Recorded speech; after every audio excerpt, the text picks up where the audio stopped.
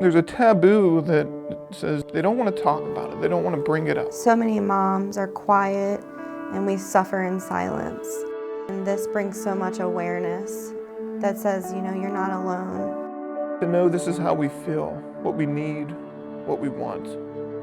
I don't want it to be pushed under the rug or just something that's not addressed or something that's not talked about.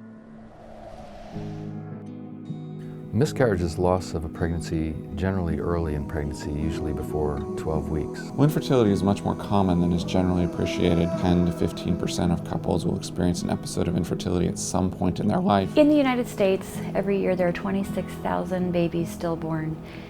That amounts to 1 in every 160 deliveries. There are so many women every day dealing with loss in America. They are doing this alone.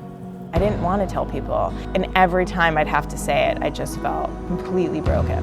There's a feeling of shame, feeling of helplessness. There's a time limitation put on pregnancy loss, but when the grace runs out, the expectation is get over it. It's been 7 years and I still remember the silence that I heard and felt from everybody. Even though everybody else thankfully didn't blame me, I sure did, because who else was responsible for this? I don't have the traditional happy ending, but I still want to talk about it. Being on that edge of uncomfortable is when growth happens. I think we're watching the stigma decrease right now. This is a time that you can become stronger together or isolate in shame. You don't know what to say, so you don't say anything. That's counterproductive to the person's healing. Just bring that conversation into the forefront that needs to happen. You bringing it up and talking about her child honors them. I'm glad that I have the ability to stand up for myself now.